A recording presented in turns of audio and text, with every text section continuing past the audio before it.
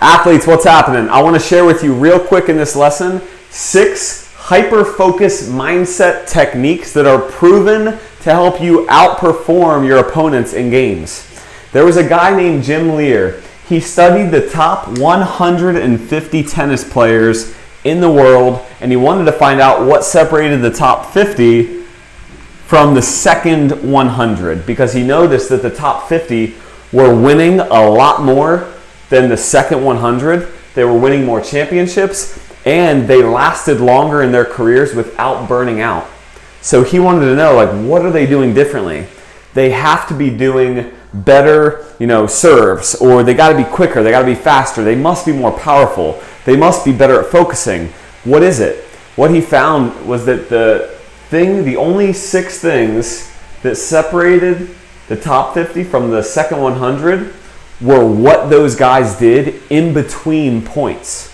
So in tennis, you play a point, it might take 15 seconds, and then there's 15 to 20 seconds, 15 to 20 seconds in between points for recovery, and it was during those 15 to 20 seconds that the top 50 actually separated themselves from the rest of the pack. The first thing they did was they had very different eye contact when they were walking back to the baseline in between points. See, the second 100 players that were in the second 100 rankings, they would mess up in a point and they would look down on their walk back to the baseline. But the top 50, their eye contact was different. They always had their eyes up, which kind of leads into the second one, which is posture. So posture is much more than just eye contact. Posture is how do you carry yourself.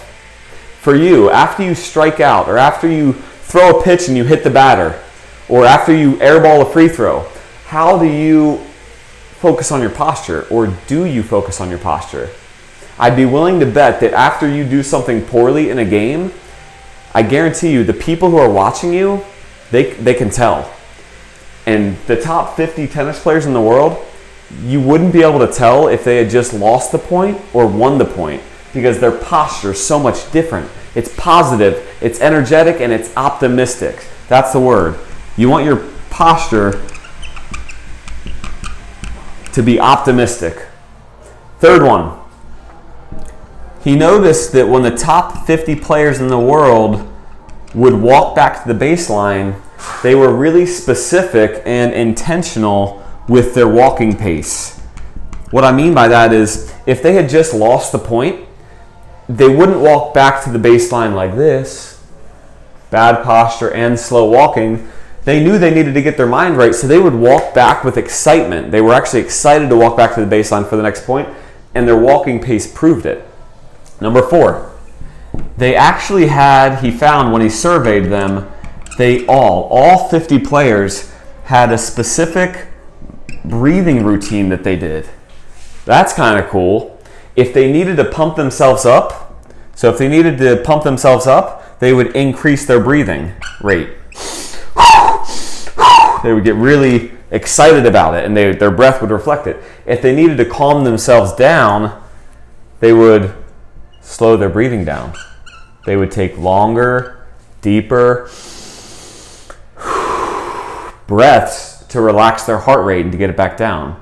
So for you, you might need to pick a breathing routine to help you with this. Again, don't be overwhelmed by this. Just pick one of these, because it's going to help you play better and help you recover in between plays and between sets better. Number 5, their self-talk was very specific. They said things to themselves that were positive. They said things to themselves like, "Come on, Carl, you've got this. Come on, man, you've got this. You've been here before. You can do it. You're a beast. One mistake is not going to determine the rest of my game. I've got this." They had positive self-talk, and that was very different from the second 100 players who either had no self-talk or poor negative self-talk. So here are 5, and now that I'm writing this out, I actually think there's only 5, because these are the top 5 things. If there's a 6th one, I'll let you know. But we're going to call this the 5 hyper-focus techniques.